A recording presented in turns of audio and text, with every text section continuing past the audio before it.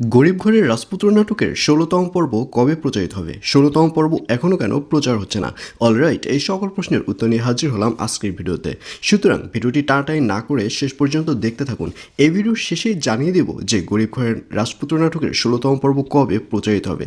তার আগে আপনাদের সবার কৌতূহলটা ভেঙে নিচ্ছি। অনেকেরই মনে কৌতূহল হচ্ছে যে অনিক কি তাহলে এবার সত্যি সত্যি মেঘলাকে ডিভোর্স দিয়ে দিবে? হ্যাঁ ভিউয়ার্স, অনিক এবার সত্যি সত্যি সিদ্ধান্ত নিয়েছে যে সে মেঘলাকে ডিভোর্স দিয়ে দিবে। আর অন্যদিকে মেঘলাকে সামনাসামনি শক্ত থাকা দেখলেও মেঘলা কিন্তু এই কথাটি কিছুতেই মেনে নিতে পারছে না। কারণ মেঘলা কেন, কোনো মেয়েই মেনে নিতে পারে না যে তার হাজব্যান্ড তাকে ডিভোর্স দিয়ে দিক। কিন্তু সত্যি কথা বলতে অনিক মেঘলাকে ডিভোর্স দিতে চাইলেও সে ডিভোর্স দিতে পারবে না।